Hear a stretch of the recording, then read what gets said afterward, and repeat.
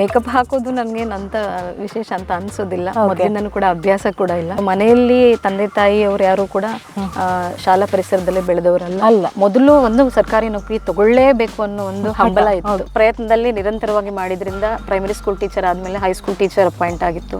ಮತ್ತೆ high school HMದು KES ಅಂತ ಹೇಳಿ ಮಾಡ್ತಾರೆ, ಅದು ಕೂಡ KPC ಇಂದಾನೆ ಮಾಡ್ತಾರೆ, ಅದು ಕೂಡ ಸೆಲೆಕ್ಷನ್ ಆಗಿತ್ತು. ಮತ್ತೆ FDA ಪ್ರತಿಭಾ ದರ್ಜೆ ಸಹಾಯಕರು ಅಂತ ಹೇಳ್ತಾರಲ್ಲ, ಅದು ಕೂಡ ಜಾಬ್ ಅಲ್ಲಿ ಸೆಲೆಕ್ಷನ್ ಆಗಿತ್ತು. ಅದಾದ ನಂತರ ಇದು KAS ಈ ತರ ಹಲವಾರು ಹುದ್ದೆಗಳು ಬೇರೆ ಬೇರೆ ಹುದ್ದೆಗೆ ಬೇರೆ ಬೇರೆ ರೀತಿಯ ವಿಧಾನ ಇರುತ್ತೆ. ಅದಕ್ಕೆ ಅನುಗುಣವಾಗಿ ನಿರಂತರವಾಗಿ ಓದ್ತಾ ಇರ್ಬೇಕು. ಇವತ್ತಿನ ಟ್ರೆಂಡ್, ನಾವು ಶುರು ಮಾಡಿದಾಗ ಕೆರಿಯರ್ ಇದ್ದ ಟ್ರೆಂಡ್ ತುಂಬಾ ಬದಲಾಗಿದೆ. ನಾನು ಎಲ್ಲಾ ಸ್ಪರ್ಧಾತ್ಮಕ ಪರೀಕ್ಷೆಗಳನ್ನ ಕನ್ನಡ ಮಾಧ್ಯಮದಲ್ಲೇ ಬರೆದಿದ್ದೇನೆ, ಓದಿದ್ದೆಲ್ಲ ಕನ್ನಡ ಮಾಧ್ಯಮದಲ್ಲೇ, ಎಲ್ಲಾ ಸ್ಟಡೀಸ್ ಕೂಡ. ಆದ್ರೆ ಎಲ್ಲೂ ಅದರದ್ದು ತೊಂದರೆ ಆಯ್ತು ನನಗೆ ಅನ್ನೋ ತರ ಏನಿಲ್ಲ. 24/7 ವರ್ಕ್. ಯಾವಾಗ ನಮ್ಗೆ ಯಾವ ಜವಾಬ್ದಾರಿಗಳು ಇಮಿಡಿಯೇಟ್ ಆಗಿ ಅಟೆಂಡ್ ಮಾಡಕ್ ಬರುತ್ತೆ ಅಂತ ಹೇಳಲಿಕ್ಕೆ ಆಗೋದಿಲ್ಲ. 2025-26ನೇ ಸಾಲಿಂದು ಬೆಸ್ಟ್ ಪರ್ಫಾರ್ಮೆನ್ಸ್ ಅವಾರ್ಡ್ ಅನ್ನ, ಸ್ಟೇಟ್ ಅವಾರ್ಡ್ ಅನ್ನ ಕೊಟ್ಟಿದ್ದಂತೂ ಕರ್ನಾಟಕ ಚುನಾವಣಾ ಆಯೋಗದ ಕಡೆಯಿಂದಾನೇ ಕೊಟ್ಟುವಂಥದ್ದು. ಯೂಶಲಿ ರೊಟೀನ್ ನಂದು ಮಾರ್ನಿಂಗ್ 6ಗೆ ಹೇಳುವಂತ. ಅವರು ಒಂದೇ ಒಂದು ಸೋಷಿಯಲ್ ಮೀಡಿಯಾದಲ್ಲಿ ಇಲ್ಲ ಅಂತೆ, ಆಕ್ಟಿವ್ ಕೂಡ ಇಲ್ಲ ಅಂತ. ನಿಜವಾಗ್ಲೂ ನನಗೆ ಶಾಕ್ ಅನ್ಸುತ್ತೆ. ಚೆನ್ನಾಗಿ ಕುಕ್ ಮಾಡ್ತೀರಾ? ಓಕೆ, ತುಂಬಾ ಚೆನ್ನಾಗಿ ಅಲ್ಲ, ಒಂದು ನಾರ್ಮಲ್ ಚೆನ್ನಾಗಿ ಮಾಡ್ತೇನೆ, ನಾಟ್ ಬ್ಯಾಡ್. ನೀವು ಬಂದ್ರೆ ಖಂಡಿತ ಮಾಡ್ಬೋದು. ತುಂಬಾ ಖುಷಿ ಪಡ್ತೇನೆ ನಾನು ಒಳ್ಳೆ ಜನತೆ ಬಗ್ಗೆ.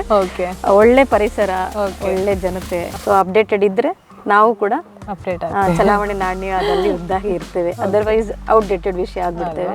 ಇವರು ಕನ್ನಡ ಮಾಧ್ಯಮದಲ್ಲೇ ಓದ್ತಾರೆ. ಬಡತನವನ್ನ ಮೆಟ್ಟಿ ನಿಂತು ಒಂದಲ್ಲ ಎರಡಲ್ಲ ಬರೋಬ್ಬರಿ 7 ಸರ್ಕಾರಿ ಕೆಲಸವನ್ನ ಗಿಟ್ಟಿಸಿಕೊಳ್ತಾರೆ. ಆ ಬಳಿಕ KPC ಪಾಸ್ ಆಗ್ತಾರೆ. KPC ಪಾಸ್ ಆಗಿ ತಹಶೀಲ್ದಾರ್ ಕೂಡ ಆಗ್ತಾರೆ. ಆಮೇಲೆ ಒಳ್ಳೆಯ ಕೆಲಸವನ್ನ ಮಾಡಿ ಚುನಾವಣಾ ಆಯೋಗ ನೀಡುವಂತಹ ಒಂದು ಪ್ರಶಸ್ತಿಯು ಕೂಡ ಭಾಜನರಾಗ್ತಾರೆ. ಇವರು ನಮಗೆ ನಿಮಗೆ ಎಲ್ಲರಿಗೂ ಕೂಡ ಸ್ಫೂರ್ತಿ. ಬೇರೆ ಯಾರೂ ಅಲ್ಲ, ನಮ್ಮ ಸುಳ್ಯ ತಾಲೂಕಿನ ತಹಶೀಲ್ದಾರ್ ಆಗಿರುವಂತಹ ಮಂಜುಳಾರವರು. ಅವರನ್ನು ಮಾತಾಡಿಸೋಣ ಇವತ್ತಿನ ಈ ಒಂದು ಮಹಿಳಾ ದಿನಾಚರಣೆಯ ಕುರಿತಾಗಿ. ಮೇಡಮ್ ನಮಸ್ತೆ. ನಮಸ್ತೆ. ಹೇಗಿದ್ದೀರಾ ಮೇಡಮ್? ಆರಾಮ್, ಚೆನ್ನಾಗಿದ್ದೇನೆ. ಸುಳ್ಯ ಹೇಗಿದೆ? ಗುಡ್, ಚೆನ್ನಾಗಿದೆ. ಓಕೆ. ಸುಳ್ಯಕ್ಕೆ ಬಂದು ಎಷ್ಟು ಟೈಮ್ ಆಯಿತು ನೀವು ಅಂತ? ನಾನು ಬಂದು 1 ವರ್ಷ 2 ತಿಂಗಳು ಕಳೀತು ಸುಳ್ಯಕ್ಕೆ ರಿಪೋರ್ಟ್ ಮಾಡಿ. ಓಕೆ. ಇವಾಗ ನಾನು ಕೇಳ್ಪಟ್ಟೆ, ಆ್ಯಕ್ಚುಲಿ ಫಸ್ಟ್ ನನ್ನ ಕ್ವಶನ್ ಏನು ಅಂತ ಹೇಳಿದರೆ, ನೀವು ಇಷ್ಟು ಸಿಂಪಲ್ ಆಗಿ ಹೇಗಿದ್ದೀರಾ ಅಂತ. ಆ್ಯಕ್ಚುಲಿ ನಾನು ಕೆಲವೊಮ್ಮೆ, ನೀವು ಸೋಷಿಯಲ್ ಮೀಡಿಯಾ ಅಬ್ಸರ್ವ್ ಮಾಡ್ತೀರಾ ಇಲ್ವಂತ ಗೊತ್ತಿಲ್ಲ, ಬಟ್ ಕೆಲವು ನಾವು ಮೇಕಪ್ ಮಾಡಬೇಕಾಗತ್ತೆ, ಮೀಡಿಯಾ ಮುಂದೆ ಬರಬೇಕಾಗತ್ತೆ, ಸೊ ನಾವು ಹೊರಟು ಬರಬೇಕಾಗತ್ತೆ. ಬಟ್ ನಿಮ್ಮನ್ನು ನೋಡಿದಾಗ ಎಷ್ಟು ಸಿಂಪಲ್ ಆಗಿದ್ದಾರೆ, ಇಷ್ಟು ಸರಳ ಆಗಿದ್ದಾರೆ ಅಂತ ಅಂದ್ಕೊಳ್ತೀವಿ. ಯಾಕಂತ ಹೇಳಿದ್ರೆ ಕೆಲವು ಸೋಷಿಯಲ್ ಮೀಡಿಯಾದಲ್ಲಿ government employees plus IT field ಅಂತ ಇರುತ್ತೆ. ಅವರಿಗೆ ಎಷ್ಟು ಕಡಿಮೆ ಸ್ಯಾಲ್ರಿ ಇದ್ದರೂ ಕೂಡ, ಈ ಕಡೆ ನಿಮಗೆ ಹೈ ಲೆವೆಲ್ ಸ್ಯಾಲ್ರಿ ಇದ್ರೂ ಕೂಡ ಸಿಂಪಲ್ ಆಗಿರ್ತಾರೆ ಅಂತ ಒಂದು ಕಾಮಿಡಿ ಒಂದು ರೀಲ್ಸ್ ಓಡಾಡ್ತಾ ಇರುತ್ತೆ. ಸೊ ಹಾಗಾಗಿ ಅದು ಯಾವ ಥರ ಮೇಡಮ್? ಅಂದರೆ ನೀವು ಸಿಂಪಲ್ ಆಗಿರೋದಕ್ಕೆ ಕಾರಣ ಒಂದು ನಾಲೆಜ್ ಆಗಿರ್ಬೋದು, ಅಥವಾ ನಿಮಗೆ ಇಷ್ಟವಾ ಈ ಥರ ಯಾಕೆ ಅಂತ? ಆ್ಯಕ್ಚುಲಿ ಮಹಿಳಾ ದಿನಾಚರಣೆ ಪ್ರಯುಕ್ತ ಮಹಿಳೆಯರಿಗೆ ಒಂದು ಇಷ್ಟ ಆಗುವಂತಹ ಕ್ವಶನ್ಗಳನ್ನ ನಾನು ಕೇಳ್ತಾ ಹೋಗ್ತೀನಿ, ಕೆಲಸದ ಬಗ್ಗೆ ಆಮೇಲೆ ಮಾತಾಡ್ತೀನಿ. ಫಸ್ಟ್ ನೀವು ಇಷ್ಟು ಸಿಂಪಲ್ ಯಾಕೆ ಅಂತ ಹೇಳಿಬೇಡಿ ಫಸ್ಟಿಗೆ.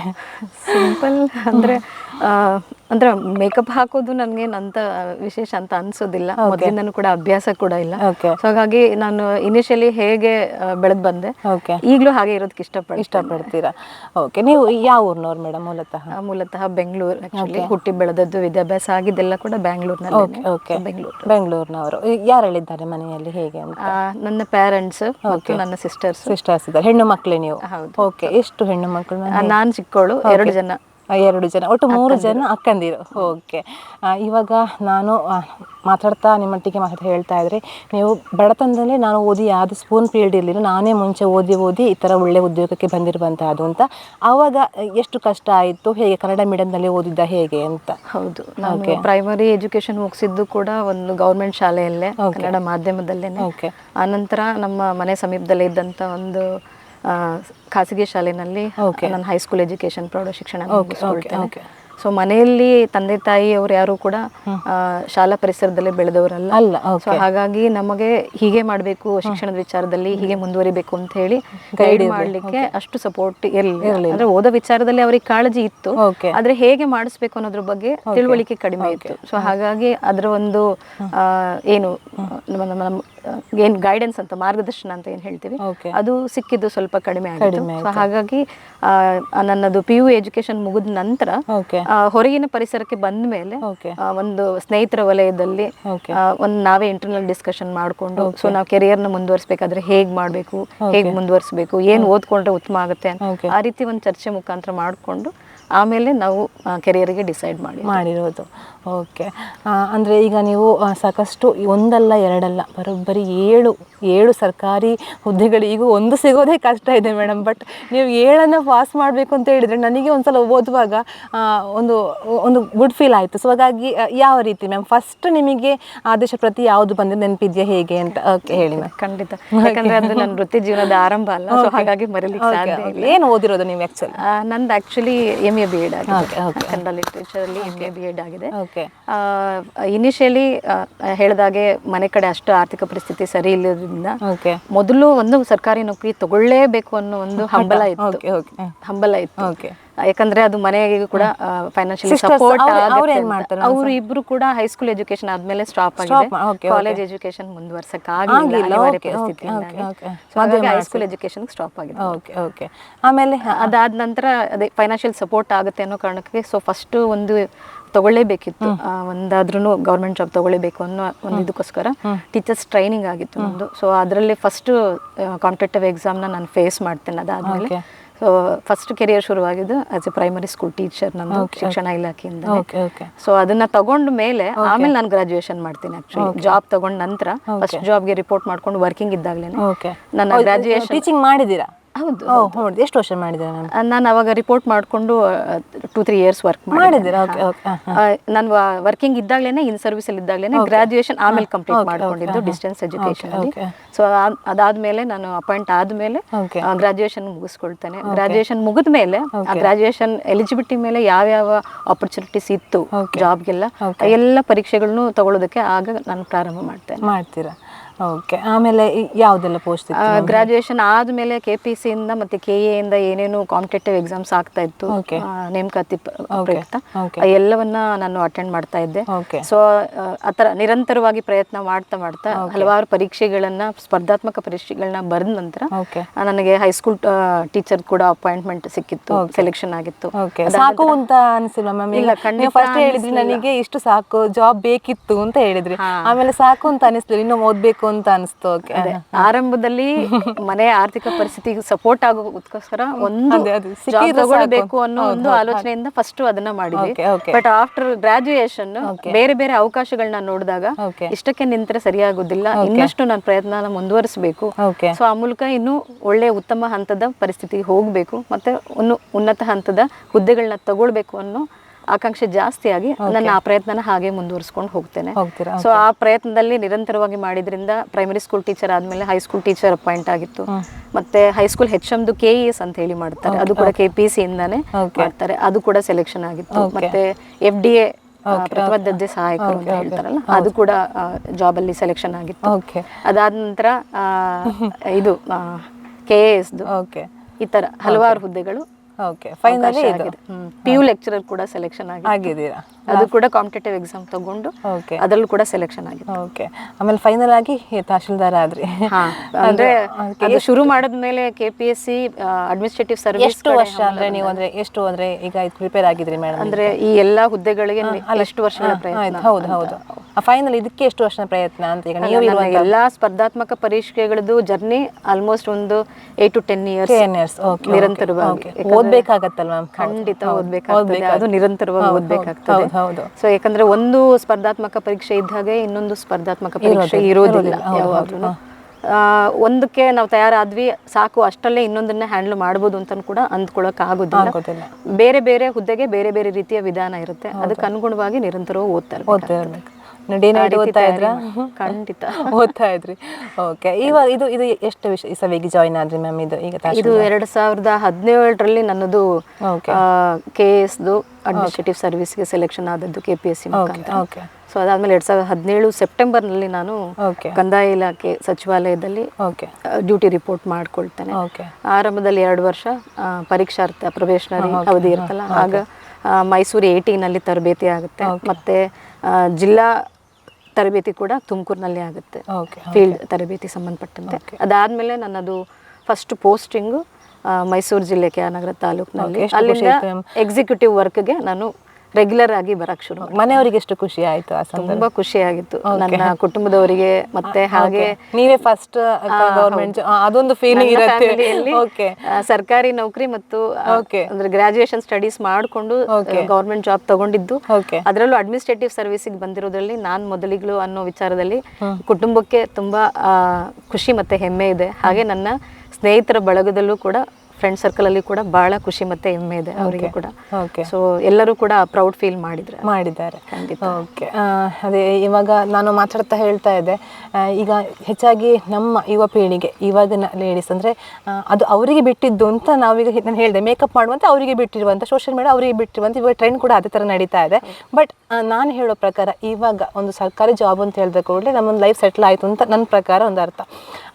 ಎಷ್ಟು ಈಗ ಮಕ್ಕಳು ಜನರು ಯಾವ ಥರ ನಾವು ಸ್ಫೂರ್ತಿ ತಗೊಳ್ಬೇಕು, ಯಾವ ಥರ ಓದಬೇಕಾಗತ್ತೆ ಅಂತ ನಿಮ್ಮ ಪ್ರಕಾರ, ಯಾವ್ದಾದ್ರು ರೆಡಿ ಆಗಬೇಕು ಎಕ್ಸಾಮ್ಗಳಿಗೆ ಅಂತ? ಆ್ಯಕ್ಚುಲಿ ಇವತ್ತಿನ ಟ್ರೆಂಡು, ನಾವು ಶುರು ಮಾಡಿದಾಗ ಕೆರಿಯರ್ ಇದ್ದ ಟ್ರೆಂಡು ತುಂಬ ಬದಲಾಗಿದೆ. ಹೌದು. ಬಟ್ ಕಾಂಪಿಟೇಟಿವ್ ಎಕ್ಸಾಮ್ ಅಂತ ಬಂದಾಗ ಅದೇನು ಬದಲಾವಣೆ ಆಗೋದಿಲ್ಲ. ಸಾಕಷ್ಟು ಆಪರ್ಚುನಿಟೀಸ್ ಇದೆ. ಹೇಗೆ ಪ್ರೈವೇಟ್ ಸೆಕ್ಟರ್ಲಿ ತುಂಬಾ ಅವಕಾಶಗಳಿದೆಯೋ ನಿಮ್ಮ ಕೆರಿಯರ್ನ ಬಿಲ್ಡ್ ಮಾಡ್ಲಿಕ್ಕೆ, ಹಾಗೆ ಗೌರ್ಮೆಂಟ್ ಸೆಕ್ಟರ್ಲ್ಲೂ ಕೂಡ ಸಾಕಷ್ಟು ಆಪರ್ಚುನಿಟಿ ಇದೆ. ಸೊ ಆ ಅವಕಾಶಗಳನ್ನ ಬಳಸ್ಕೋಬಹುದು.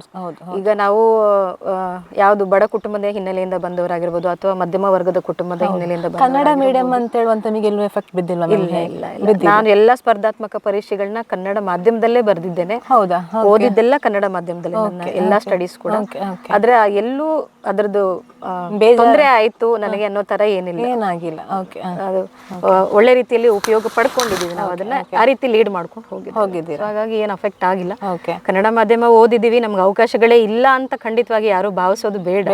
ಎಲ್ಲರಿಗೂ ಅವಕಾಶ ಇದೆ. ಆದ್ರೆ ಅವಕಾಶಗಳನ್ನ ನಾವು ಹೇಗೆ ಸೃಷ್ಟಿಸ್ಕೊಳ್ಬೇಕು, ಹೇಗೆ ಅದನ್ನ ಬಳಸ್ಕೊಳ್ಬೇಕು ಅನ್ನೋದು ನಮಗ್ ಗೊತ್ತಿರಬೇಕು ಇಂಡಿವಿಜುವಲ್ ಆಗಿ. ಸೊ ಅದಾಯ್ತು ಅಂತಂದ್ರೆ ಖಂಡಿತವಾಗಿ ಎಲ್ಲರೂ ಕೂಡ ಅವಕಾಶಗಳನ್ನ ಒಳ್ಳೆ ರೀತಿಯಲ್ಲಿ ಬಳಸ್ಕೊಳ್ಬೋದು, ಬೆಳಿಬೋದು. ಓಕೆ, ಇವಾಗ ಓದೋದು, ಜಾಬ್ ತಗೊಂಡ್ರಿ, ಎಲ್ಲ ಆಯಿತು. ಲಾಸ್ಟಿಗೆ ನಿಮಗೆ ಜಾಬ್ ಕೊಡಿದ್ರೆ ತಹಶೀಲ್ದಾರ ಕೂಡ ಆಗಿದ್ದೀರಾ, ತಾಲೂಕಿಗೆ ದಂಡಾಧಿಕಾರಿ ಅಲ್ವಾ? ಸೊ ಪ್ರೌಡ್ ಫೀಲ್ ಇದೆ ನಿಮಗೆ ಒಂದು ಹೆಣ್ಣಾಗಿ. ಸೊ ಹಾಗಾಗಿ ಕಷ್ಟ ಇದೆ ಕೆಲಸ ಅನ್ನುವಂಥದ್ದು, 24/7 ಬ್ಯುಸಿಯೇ ಇರ್ತೀರ ಅಲ್ವಾ? ಸೊ ಹಾಗಾಗಿ ಹೇಗೆ ನಿಮಗೆ ಕೆಲಸ ಹೇಗಾಗತ್ತೆ ಮೇಡಮ್, ಯಾವ ಥರ ಆಗತ್ತೆ ಅಂತ? ಆ್ಯಕ್ಚುಲಿ ತಹಶೀಲ್ದಾರ್ ಪೋಸ್ಟ್ನಲ್ಲಿ ಸ್ವಲ್ಪ ಹೆಚ್ಚುವರಿ ಜವಾಬ್ದಾರಿ ಇರುತ್ತೆ. ಹೌದು, ನೀವು ಹೇಳಿದಾಗೆ 24/7 ವರ್ಕ್ ಇದು. ಯಾವಾಗ ನಮಗೆ ಯಾವ ಜವಾಬ್ದಾರಿಗಳು ಇಮಿಡಿಯೇಟ್ ಆಗಿ ಅಟೆಂಡ್ ಮಾಡಕ್ ಬರುತ್ತೆ ಅಂತ ಹೇಳಲಿಕ್ಕೆ ಆಗೋದಿಲ್ಲ. ಯಾಕಂದ್ರೆ ಕಂದಾಯ ಇಲಾಖೆನಲ್ಲಿ ಸಾರ್ವಜನಿಕವಾಗಿ ಬರೋ ಎಲ್ಲ ಇಲಾಖೆಗಳಿಗೆ ನಾವು ಜವಾಬ್ದಾರರಾಗಿ ಇರಬೇಕಾಗ್ತದೆ, ಮತ್ತೆ ಎಲ್ಲ ಇಲಾಖೆಗಳ ವಿಷಯಗಳಿಗೂ ಕೂಡ ಸ್ಪಂದಿಸಬೇಕಾಗ್ತದೆ. ಜೊತೆಗೆ ನಮ್ಮದು ಎಕ್ಸಿಕ್ಯೂಟಿವ್ ಮ್ಯಾಜಿಸ್ಟ್ರೇಟ್ ಹುದ್ದೆ ಆಗಿರೋದ್ರಿಂದ ಆ MAG ರಿಲೇಟೆಡ್ ಏನ್ ಬರ್ತದೆ ಮೆಜಿಸ್ಟ್ರಿಯಲ್ ಆಕ್ಟಿವಿಟೀಸ್, ಅದ್ರದ್ದು ಕೂಡ ಜವಾಬ್ದಾರಿಗಳು ಹೆಚ್ಚಿರ್ತದೆ. ಮತ್ತೆ ಇನ್ನೂ ಮುಖ್ಯವಾದ ಜವಾಬ್ದಾರಿ ಅಂದ್ರೆ ಚುನಾವಣೆಗಳು ಗೊತ್ತಿರೋ ಹಾಗೆ. ಸೊ ಆ ಎಲ್ಲ ಜವಾಬ್ದಾರಿಗಳನ್ನು ಮಾಡೋದ್ರಿಂದ ಬೇರೆ ಇಲಾಖೆಗಳಿಗೆ ಕಂಪೇರ್ ಮಾಡಿಕೊಂಡ್ರೆ ರೆವಿನ್ಯೂ ಡಿಪಾರ್ಟ್ಮೆಂಟ್ ಅದು ಮಾತ್ರ ಇಲಾಖೆ ಆಗಿರೋದ್ರಿಂದ ಸರ್ಕಾರದ ಇಲಾಖೆಗಳಲ್ಲಿ ಹೆಚ್ಚಿನ ಜವಾಬ್ದಾರಿ ಇರುತ್ತೆ. ಸೊ ಮಹಿಳೆಯಾಗಿ ಅಷ್ಟು ದೊಡ್ಡ ಜವಾಬ್ದಾರಿನ ನಿಭಾಯಿಸೋದು ನನಗೆ ಹೆಮ್ಮೆ ಕೂಡ. ಮತ್ತೆ ಬೇರೆಯವರಿಗೆ ಕಡಿಮೆ ಇಲ್ಲದಂತೆ ಮಾಡಬೇಕು ಅನ್ನೋ ಒಂದು ಛಲ ಕೂಡ ಇದೆ. ಎಲ್ಲದಕ್ಕೂ ಮಿಗಿಲಾಗಿ ನಿಮಗೆ ಮೊನ್ನೆ ಒಂದು ಹೆಣ್ಣು ಅಂತ ಹೇಳಿದ್ರೆ ಎಲ್ಲದಕ್ಕೂ ಇವಾಗ ಎಲ್ಲ ಕಡೆ ಮುಂದೆ ಇದ್ದಾರೆ. ಬಟ್ ಮೊನ್ನೆ ಈಗ ನಮ್ಮ ಚುನಾವಣಾ ಆಯೋಗದಿಂದ ನಿಮಗೆ ಅವಾರ್ಡ್ ಕೂಡ ಬಂತು. ಸೊ ಪ್ರೌಡ್ ಫೀಲ್ ಆಗಿರ್ಬೋದು ನಿಮ್ಮ ಮನೆಯವರಿಗೂ, ನಿಮಗೂ, ನಮ್ಮ ತಾಲೂಕಿಗೂ ಕೂಡ ಪ್ರೌಡ್ ಫೀಲ್ ಆಗಿದೆ. ಸೊ ಹಾಗಾಗಿ ಎಷ್ಟು ಖುಷಿ ಇದೆ ಅದ್ರ ಬಗ್ಗೆ ಎಕ್ಸ್ಪ್ಲೈನ್ ಮಾಡಿ ನಿಮ್ಗೆ ಯಾವ ಥರ ಅಂತ? ಇದು ಸುಳ್ಯ ವಿಧಾನಸಭಾ ಕ್ಷೇತ್ರದ 207ಕ್ಕೆ ಸಂಬಂಧಪಟ್ಟಂತೆ ನಾನು ಇಲ್ಲಿ ಬಂದ ನಂತರ 1 ವರ್ಷದಿಂದ ಚುನಾವಣಾ ಕರ್ತವ್ಯಗಳನ್ನ ನಿರ್ವಹಿಸಿದ್ವಲ್ಲ. ಸೊ ಅದರ ಪ್ರಯುಕ್ತವಾಗಿ 2025-26ನೇ ಸಾಲಿಂದು ಬೆಸ್ಟ್ ಪರ್ಫಾರ್ಮೆನ್ಸ್ ಅವಾರ್ಡ್ ಅನ್ನ, ಸ್ಟೇಟ್ ಅವಾರ್ಡ್ ಅನ್ನ ಕೊಟ್ಟಿದ್ದಂತು ಕರ್ನಾಟಕ ಚುನಾವಣಾ ಆಯೋಗದ ಕಡೆಯಿಂದಾನೇ ಕೊಟ್ಟುವಂಥದ್ದು. ಅದು ಈಗ ಜನವರಿ 25 ನ್ಯಾಷನಲ್ ವೋಟರ್ಸ್ ಡೇ ಕಾರ್ಯಕ್ರಮ ಆಗಿತ್ತಲ್ಲ, ಆಗ ಬೆಂಗಳೂರಿನಲ್ಲಿ ಕಾರ್ಯಕ್ರಮದಲ್ಲಿ ಅದನ್ನ ಘನತೆವೆತ್ತ ರಾಜ್ಯಪಾಲರ ಕಡೆಯಿಂದ ನನ್ನೆಲ್ಲ ತಂಡದ ಪರವಾಗಿ ಅದನ್ನ ಸ್ವೀಕಾರ ಮಾಡಿದ್ದೇನೆ. ಪೇರೆಂಟ್ಸ್ ಬಂದಿದ್ರು, ನನ್ನ ಸಿಸ್ಟರ್ ಪೇರೆಂಟ್ಸ್ ಬಂದಿದ್ರು. ಖುಷಿ ಆಯ್ತು ಅವರಿಗೆ ಕೂಡ. ಒಂದು ಸ್ಟೇಟ್ ಅವಾರ್ಡ್ ಅನ್ನ ಹಾನರಬಲ್ ಇವರು ರಾಜ್ಯಪಾಲರಿಂದ ತಗೊಂಡ್ರಲ್ಲ ಅನ್ನೋ ಒಂದು ಖುಷಿ ಆಯ್ತು ಅವ್ರಿಗೂ ಕೂಡ. ಮತ್ತೆ ನಮ್ಮ ಶ್ರಮಕ್ಕೆ ಒಂದು ಗುರುತು ಕೂಡ ಸಿಕ್ತಲ್ಲ ಅಂತ ಕೂಡ ಖುಷಿ ಆಗುತ್ತೆ. ಜೊತೆಗೆ ಜವಾಬ್ದಾರಿನೂ ಹೆಚ್ಚಾಗುತ್ತೆ ಸಾಮಾನ್ಯವಾಗಿ. ಸೊ ಅದನ್ನು ಕೂಡ ನಾವು ಅರ್ಥ ಮಾಡ್ಕೊಳ್ಬೇಕು ಪ್ಯಾನಲ್. ಸೊ ನನ್ನ ಎಲ್ಲಾ ಟೀಮ್ ಅದಕ್ಕೆ ಸಾಕಷ್ಟು ಶ್ರಮ ಪಟ್ಟಿದ್ದಾರೆ. ಸೊ ನಿಮ್ಮ ಮಾಧ್ಯಮದ ಮುಖಾಂತರ ಅವರಿಗೆ ನಾನು ಈ ಸಂದರ್ಭದಲ್ಲಿ ಇನ್ನೊಮ್ಮೆ ಹೃದಯಪೂರ್ವಕವಾಗಿ ಧನ್ಯವಾದಗಳನ್ನ ಹೇಳೋದಕ್ಕೆ ಇಷ್ಟಪಡ್ತೇನೆ. ಯಾಕಂತಂದ್ರೆ ಕಂದಾಯ ಇಲಾಖೆನಲ್ಲಿ ಒನ್ ಮ್ಯಾನ್ ಪರ್ಫಾರ್ಮೆನ್ಸ್ ಅಂತ ಇರೋದೇ ಇಲ್ಲ. ಸೊ ಎಂಟೈರ್ ಟೀಮ್ ಕೂಡ ಯಾವಾಗಲೂ ಸಪೋರ್ಟಿವ್ ಆಗಿ ಕೆಲಸ ಮಾಡಬೇಕಾಗ್ತದೆ. ಆ ಸಪೋರ್ಟ್ ನನಗೆ ನಾನು ಎಲ್ಲೆಲ್ಲಿ ವರ್ಕ್ ಮಾಡಿದ್ದೀನೋ ಎಲ್ಲ ಕಡೆಗಳಲ್ಲೂ ಸಿಕ್ಕಿದೆ, ಹಾಗೆ ಸುಳ್ಯದಲ್ಲೂ ಕೂಡ ಸಿಕ್ಕಿದೆ. ಒಳ್ಳೆ ವರ್ಕಿಂಗ್ ಟೀಮ್ ಇದೆ ನನಗೆ, ಅದ್ರ ಬಗ್ಗೆ ಬಹಳ ಖುಷಿ ಇದೆ. ನನ್ನ ರೆವೆನ್ಯೂ ಟೀಮ್ ಬಗ್ಗೆ ಬಹಳ ಖುಷಿ ಇದೆ. ಓಕೆ, ಟೈಮ್ ಎಲ್ಲ ಹೇಗೆ ಅಡ್ಜಸ್ಟ್ ಮಾಡ್ತೀವಿ? ರೂಟೀನ್ ಯಾವ ಥರ ಇರುತ್ತೆ? ಈಗ ನಾವು ಹೇಳೋದು, ಈಗ ನಾವು ಕೂಡ ಅಷ್ಟೇ, ನಾವೀಗ ಫ್ಯಾಮಿಲಿ ಅದ ಕಾರಣ ಬೆಳಿಗ್ಗೆ ರಬ್ಬ ಎದ್ಕೊಂಡು ಬರ್ತೀವಿ, ಸ್ಕೂಲ್ ಬಿಡಬೇಕಾಗತ್ತೆ, ಎಲ್ಲ ಮಾಡಬೇಕಾಗತ್ತೆ. ಹೆಣ್ಣು ಅಂತ ಹೇಳುವಂಥದ್ದು ಎಲ್ಲ ಕೆಲಸವನ್ನು ಮಾಡಬೇಕಾಗತ್ತೆ. ಸೊ ಹಾಗಾಗಿ ನಿಮ್ಮ ರೂಟೀನ್ ಅಂದರೆ ನೀವು ಬೆಳಿಗ್ಗೆ ಬೇಗ ಹೋಗಬೇಕಾಗತ್ತೆ ಮೀಟಿಂಗ್ ಇದ್ದರೆ, ಅಥವಾ ನೈಟ್ ಲೇಟ್ ಬರೋದು ಇದೆ, ಹೇಗೆ ಮೇಂಟೈನ್ ಆಗುತ್ತೆ? ರೂಟೀನ್ ಹೇಗಿರುತ್ತೆ ನಿಮ್ಮದು? ಯೂಶಲಿ ರೂಟೀನ್ ನಂದು ಮಾರ್ನಿಂಗ್ 6ಗೆ ಹೇಳುವಂತ. ಸೊ ಇನಿಷಿಯಲಿ ಮಾರ್ನಿಂಗ್ 1 hour ನನ್ನ ಪರ್ಸನಲ್ ಕೇರ್ ಆ ಥರ ಇರುತ್ತೆ. ಇವಾಗ ಕೂಡ ಓದ್ತೀರಾ ಮೇಡಮ್? ಏನಾದರೂ ಫ್ರೀ ಟೈಮಲ್ಲಿ ಓದ್ ಬಿಡ್ಲಿಕ್ಕೆ ಆಗೋದೇ ಇಲ್ಲ. ಒಂಥರ ಮೈಂಡ್ ರಿಲೀಫ್ ಆಗುತ್ತೆ, ಅಟ್ಯಾಚ್ ಆಗ್ಬಿಟ್ಟಿದೆ ನಾನು, ನನಗೂ ಅದಕ್ಕೊಂದು ಸ್ವಲ್ಪ ಅಟ್ಯಾಚ್ಮೆಂಟ್ ಜಾಸ್ತಿ. ಸೊ ಹಾಗಾಗಿ ಓದ್ತಾ ಇರ್ತೀನಿ, ಫ್ರೀ ಟೈಮಲ್ಲಿ ಓದ್ತೇನೆ ಖಂಡಿತವಾಗಿ. Morning 1 hour routine, regular routine ಇರುತ್ತೆ. ಅದು ಬಿಟ್ಟರೆ ಯೂಶಲಿ ಇಲ್ಲಿ ಓಕೆ ಟೈಮ್ ಮ್ಯಾನೇಜ್ ಆಗುತ್ತೆ, ಯಾಕಂದ್ರೆ ಮನೆಗೂ ಆಫೀಸ್ಗೂ ಅಂತ ದೂರ ಇಲ್ಲ. ಸೊ ಹಾಗಾಗಿ ಟೈಮ್ ಮ್ಯಾನೇಜ್ ಮಾಡ್ಕೊಳ್ಬೋದು ಅಂತ ಏನು ಹೆವಿ ಅಂತ ಅನ್ಸೋದಿಲ್ಲ. ಮಂಗಳೂರು ಮೀಟಿಂಗ್ ಇದ್ದಾಗ ಮಾತ್ರ ಸ್ವಲ್ಪ ಅರ್ಲಿ ಬಿಡ್ತೇನೆ. ಅದರ್ವೈಸ್ ಆಫೀಸ್ ಅವರ್ಸ್ ಆದ್ರೆ ನನ್ನ ಪರ್ಸನಲ್ ವರ್ಕ್ ಎಲ್ಲ ಮುಗಿಸ್ಕೊಂಡು ಆಫೀಸ್ ಅವರ್ಸ್ಗೆ ಹೋಗೋದು, ಮತ್ತೆ ಫೀಲ್ಡ್ ವರ್ಕ್ ಇದ್ರೆ ಫೀಲ್ಡ್ಗೆ ಹೋಗಿ ಬರೋದು. ಮತ್ತೆ ಸಂಜೆ ಏನಾದರೂ ಕಮಿಟ್ಮೆಂಟ್ಸ್ ಇತ್ತು ಅಂತಂದ್ರೆ ಯೂಶಲಿ ಆಗ್ತದೆ ಲೇಟ್. ಸಾಮಾನ್ಯವಾಗಿ ಸಂಜೆ 7 ಗಂಟೆ 8 ಗಂಟೆ ಮಿನಿಮಮ್ ಅವರ್ಸ್ ನಾನು ಇಲ್ಲೇ ವರ್ಕ್ ಮಾಡಿದ್ರು ಕೂಡ. ನಾನು ಹಿಂದಿನ ತಾಲೂಕಲ್ಲಿ ಕೆಲಸ ಮಾಡಿದ ಕಡೆ ಎಲ್ಲ ರಾತ್ರಿ 10 ಗಂಟೆವರೆಗೂ ಕೂಡ ಆಫೀಸ್ ವರ್ಕ್ ಮಾಡಿದಂಥ ಸಂದರ್ಭಗಳಿದಾವೆ ಎಷ್ಟೋ ಬಾರಿ. ಸೊ ನಾವು ಇವಾಗ ಅಡ್ಜಸ್ಟ್ ಆಗ್ಬಿಟ್ಟಿದ್ದೀವಿ, ಬಿಕಾಸ್ ನನಗೀಗ ಒಂದು ಫ್ರೇಮ್ ಇದೆ. ಬೆಳಗ್ಗೆ ಇಷ್ಟರಿಂದ ಇಷ್ಟು ಗಂಟೆಗೆ ನನ್ನ ಪರ್ಸನಲ್ ವರ್ಕ್, ಅದಾದ್ಮೇಲೆ ನಾನು ಆಫೀಸ್ ವರ್ಕ್ಗೆ ಅಂತ ಹೋದ್ಮೇಲೆ 100% ಕಂಪ್ಲೀಟ್ ಆಗಿ ಆಫೀಸ್ ವರ್ಕ್. ನನ್ನ ಡ್ಯೂಟೀಸ್ ಮಿಡ್ಲಲ್ಲಿ ನಾನು ನನ್ನ ಪರ್ಸನಲ್ ವರ್ಕ್ಗೆ ಟೈಮ್ ಮಾಡ್ಕೊಳ್ಳೋಕೆ ಹೋಗೋದೇ ಇಲ್ಲ. ಸೊ ಎಂಟೈರ್ಲಿ ಅದಕ್ಕೆ ಡೆಡಿಕೇಟೆಡ್ ಟೈಮ್ ಕೊಡ್ತೇನೆ. ಸೊ ಹಾಗಾಗಿ ಮ್ಯಾನೇಜ್ ಆಗುತ್ತೆ. ಎಷ್ಟೋ ಸಲ ಲೇಟ್ ನೈಟ್ ಎಲ್ಲ ವರ್ಕ್ ಮಾಡೋದಿದೆ. ಈ ಎಲೆಕ್ಷನ್ ಟೈಮಲ್ಲೆಲ್ಲ ಟೈಮ್ ಬೌಂಡ್ ಇರೋದಿಲ್ಲ. ಸೊ ಯಾವಾಗಂದ್ರೆ ಅವಾಗ ವರ್ಕ್ ಮಾಡಬೇಕಾಗ್ತದೆ. ಆಮೇಲೆ ಮೆಜಿಸ್ಟ್ರಿಯಲ್ ಕಂಪ್ಲೇಂಟ್ಸ್ ಏನಾದರೂ ಬಂದು ಅಂದರೆ ಹಾಲಿಡೇಸಲ್ಲಿ ಕೂಡ ಕೆಲಸ ಮಾಡಬೇಕಾಗ್ತದೆ. ಮತ್ತೆ ಲೇಟ್ ನೈಟಲ್ಲೆಲ್ಲ ಹೋಗ್ಬೇಕಾಗುತ್ತೆ. ಅಂಥದ್ದು 1-2 ಇನ್ಸಿಡೆಂಟ್ ಆಗಿತ್ತು.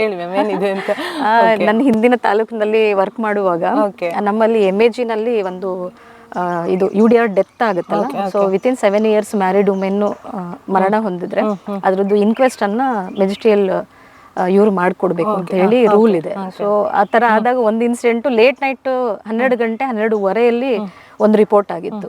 ಅಲ್ಲಿ ಹೇಗೆ ಅಂತಂದ್ರೆ ನಾವು ಹೋಗಿ ಅದು ಡೆಡ್ ಬಾಡಿಯನ್ನು ಇನ್ಕ್ವೆಸ್ಟ್ ಮಾಡಿ ಇವರಿಗೆ ಹ್ಯಾಂಡ್ ಓವರ್ ಮಾಡೋವರೆಗೂ PM ಮಾಡಿಸ್ಕೊಟ್ಟು ಪೊಲೀಸ್ಗೆ ಮುಂದಿನ ಪ್ರೊಸೀಜರ್ ಆಗೋದಿಲ್ಲ. ಸೊ ಅನಿವಾರ್ಯ.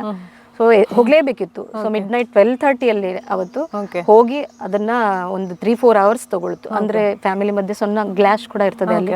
ಆ ಒಂದು ಪರಿಸ್ಥಿತಿನ ತಿಳಿ ಮಾಡಿಸಿ ನೆಕ್ಸ್ಟ್ ಪ್ರೊಸೀಜರ್ನ ಮಾಡಿಕೊಟ್ಟು ಬರುವಂಥದ್ದಿತ್ತು. ಅವತ್ತು 12:30 ರಾತ್ರಿಗೆ ಹೋದದಕ್ಕೆ ಹೋಲ್ ನೈಟ್ ನಾವು ಆ ಪ್ರೊಸೀಜರ್ನ ಮಾಡಿಕೊಟ್ಟು ಬಂದ್ವಿ. ಈ ಥರದ ಹಲವಾರು ಇನ್ಸಿಡೆಂಟ್ ಆಗಿದೆ.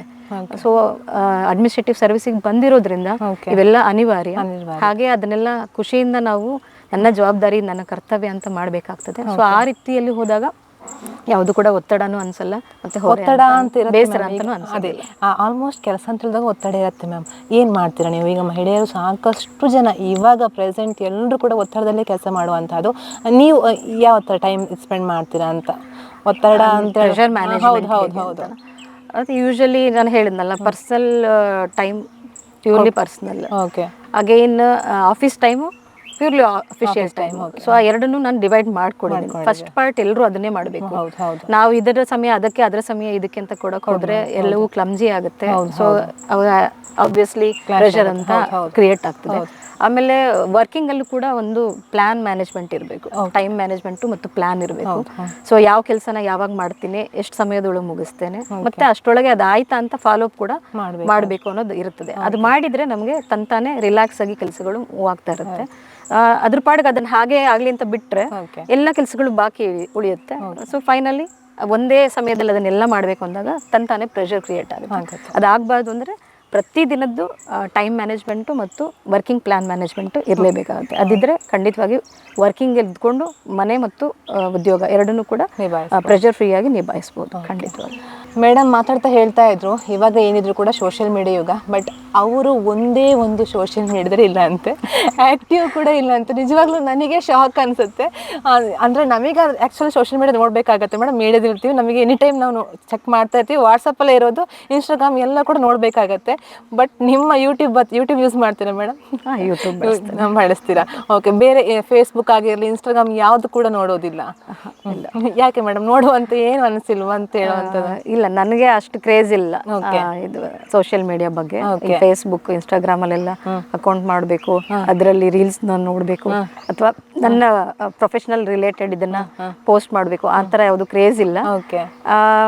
ಯೂಟ್ಯೂಬ್ ಒಂದು ಬಳಸ್ತೇನೆ, ಅದು ನಾಲೆಡ್ಜ್ ಪರ್ಪಸ್ಗೆ ಏನು ಮಾಡಿದ್ರೆ ನೋಡ್ಬೋದು, ಚೆಕ್ ಮಾಡ್ಬೋದು ಯೂಟ್ಯೂಬ್ ಅಲ್ಲಿ. ಅಂದ್ರೆ ಪ್ರಿಫರಬಲಿ ಒಂದು ನಾನು ಯೂಟ್ಯೂಬ್ ಬಳಸೋದು ಯಾವ್ದಾದ್ರು ಮ್ಯೂಸಿಕ್ ಆಡಿಯೋ ಕೇಳಲಿಕ್ಕೆ, ಆರ್ ಎಲ್ಸ್ ಸ್ವಲ್ಪ ಕುಕಿಂಗ್ ಅಂದ್ರೆ ಪ್ಯಾಷನ್ ಇದೆ, ಸೊ ಹಾಗಾಗಿ ಅದ್ರದ್ದು ನ್ಯೂ ಕ್ವಿಸೈನ್ ಯಾವ್ದಾದ್ರು ಇದ್ರೆ ಟ್ರೈ ಮಾಡ್ಬೋದು ಅಂತ ನೋಡ್ಲಿಕ್ಕೆ, ಆ ತರ ಒಂದೆರಡು ಪರ್ಪಸ್ಗೆ. ಮತ್ತೆ ನಂದು ಪ್ರೊಫೆಷನಲ್ ರಿಲೇಟೆಡ್ ಏನಾದ್ರು ನಾಲೆಡ್ಜ್ ರಿಕ್ವೈರ್ಮೆಂಟ್ ಇದ್ರೆ ಅದ್ರದ್ದು ವಿಡಿಯೋ ನೋಡ್ಲಿಕ್ಕೆ ಅಂತ ಬಳಸ್ತೀನಿ. ಅದರ್ವೈಸ್ ಬೇರೆ ಇನ್ ಜನರಲ್ ಆಗಿ ಯಾವುದಕ್ಕೂ ಅಷ್ಟು ಬಳಸ್ಲಿಕ್ಕೆ ಹೋಗುದಿಲ್ಲ. ಮೋರೋವರ್ ನಂದು ಅದೇ 24/7 ವರ್ಕ್ ಕಮಿಟ್ಮೆಂಟ್ ಇರೋದ್ರಿಂದ ಅಷ್ಟು ಫ್ರೀ ಟೈಮ್ ಇದನ್ನೆಲ್ಲ ನೋಡ್ಲಿಕ್ಕೆ ಸಿಗೋದಿಲ್ಲ. ಸೊ ಸಿಕ್ಕರು ಸ್ವಲ್ಪ ಸಮಯನ ಬುಕ್ಸ್ಗೆ ಅಂತ ಸ್ಪೆಂಡ್ ಮಾಡ್ತೀನಿ. ಸೊ ಹಾಗಾಗಿ ಇದರಲ್ಲಿ ಇನ್ವಾಲ್ವ್ ಆಗೋದು ಕಡಿಮೆ. ಓಕೆ. ಮಂಜುಳಾ ಮೇಡಮ್, ಇವಾಗ ಓದೋದು ಬಿಟ್ರೆ ಬೇರೆ ಏನೆಲ್ಲ ಹಾಬಿ ಇದೆ ಅಂತ ನಿಮಗೆ? ಓದೋದು ಫಸ್ಟ್ ಹಾಬಿ, ಅದ್ರ ಬಿಟ್ರೆ ಓದೋದೇ ಜೀವ. ಅದು ತುಂಬಾ ಇಷ್ಟಪಡ್ತೇನೆ. ರೀಸೆಂಟ್ ಏನಾದ್ರು ಓದಿದ್ರೆ ಮೇಡಮ್ ಕಾದಂಬರಿ ಅದು ಓದ್ತಿದ್ಯಾ? ಓದ್ತೀನಿ, ಲಿಟ್ರೇಚರ್ ಬುಕ್ಸ್ ಓದ್ತೀನಿ. ಅಂದ್ರೆ ಪರ್ಟಿಕ್ಯುಲರ್ ಆಗಿ ಇದೆ ಅಂತ ಇಲ್ಲ, ಅದರಲ್ಲಿ ಇದು ಪರ್ಸನಾಲಿಟಿ ಡೆವಲಪ್ಮೆಂಟ್ ಬುಕ್ಸ್ ಸ್ವಲ್ಪ ಜಾಸ್ತಿ ಪ್ರಿಫರಬಲಿ ಓದ್ತೀನಿ. ಬಿಟ್ರೆ Kannada literature related books. Kannada major ಅಂತ ಹೇಳಿದ್ರಿ ನೀವು. ನಂದು ಸ್ಟಡಿ ಅದೇ ಮಾಡಿರೋದ್ರಿಂದ ಮಾಸ್ಟರ್ಸ್, ಅದಕ್ಕೆ ಅದನ್ನ ಪ್ರಯಾರಿಟಿ ಮೇಲೆ ಓದ್ತೇನೆ. ಸೊ ಇಂಪಾರ್ಟೆನ್ಸ್ ಕೊಡ್ತೇನೆ ರೀಡಿಂಗ್ಗೆ. ಅದ್ ಬಿಟ್ರೆ ಲೈಟ್ ಮ್ಯೂಸಿಕ್ ಕೇಳ್ತೇನೆ. ಅದು ಹೀಗೆ ಅಂತಲ್ಲ, ಮೆಡಿಟೇಷನಲ್ ರಿಲೇಟೆಡ್ ಮ್ಯೂಸಿಕ್, ಇನ್ಸ್ಟ್ರೂಮೆಂಟಲ್. ಹಾಗೆ ಯಾವ್ದಾದ್ರು ಓಲ್ಡ್ ಕನ್ನಡ ಸಾಂಗ್ ಇಷ್ಟಪಟ್ಟು ಕೇಳ್ತೇನೆ. ಮ್ಯೂಸಿಕ್ ಮತ್ತು ಲಿರಿಕ್ಸ್ ತುಂಬಾ ಇಷ್ಟ ನನಗೆ. ಅಂದ್ರೆ ಎರಡು ಚೆನ್ನಾಗಿರೋದಾದ್ರೆ ಪ್ರಿಫರಬಲಿ ಅದನ್ನ ತುಂಬಾ ಕೇಳ್ತೀರಾ? ಆ ರೀತಿ ಕುಕ್ ಮಾಡ್ತೀರಾ? ಓಕೆ, ತುಂಬಾ ಚೆನ್ನಾಗಿ ಅಲ್ಲ, ಒಂದು ನಾರ್ಮಲ್ ಚೆನ್ನಾಗಿ ಮಾಡ್ತೇನೆ, ನಾಟ್ ಬ್ಯಾಡ್. ನೀವು ಬಂದ್ರೆ ಖಂಡಿತ ನೋಡೋಣ, ಒಂದ್ಸಲ ಬರ್ತೀನಿ ಖಂಡಿತ.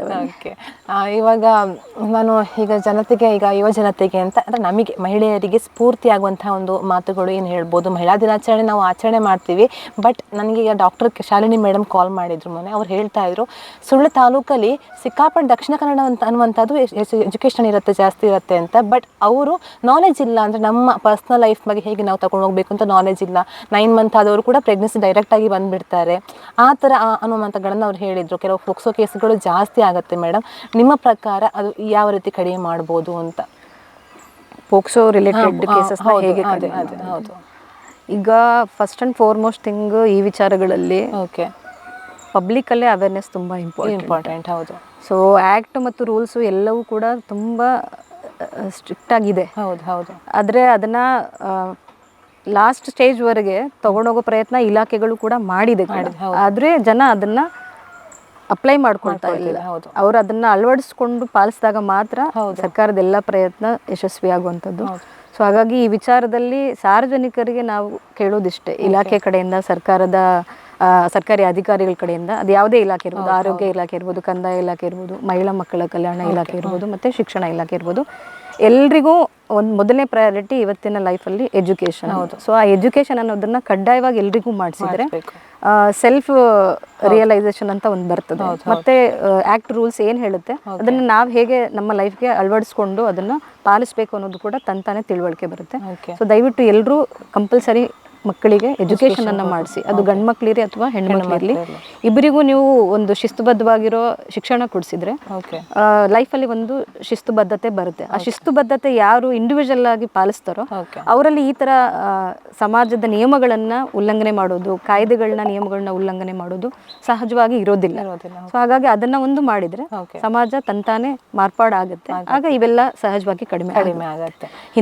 ಹಿಂದಿನ ಸಮಯಕ್ಕೆ ಕಂಪೇರ್ ಮಾಡಿದ್ರೆ ಈಗ ಬಹಳಷ್ಟು ಕಡಿಮೆ ಆಗಿದೆ. ಮುಂಚೆ ಬಹಳಷ್ಟು ಪ್ರಕರಣಗಳು ಇರ್ತಾ ಇತ್ತು, ಅದರ ಸಂಖ್ಯೆ ಪ್ರಮಾಣ ಕಡಿಮೆ ಆಗಿದೆ. ಸಂಪೂರ್ಣ ಹೋಗ್ಬೇಕು ಅಂತಂದ್ರೆ ಇದೊಂದೇ ಮಾರ್ಗ. ಓಕೆ, ಊರಿಗೆ ಹೋಗೋ ಸಮಯ ಸಿಗುತ್ತಾ ಮೇಡಮ್?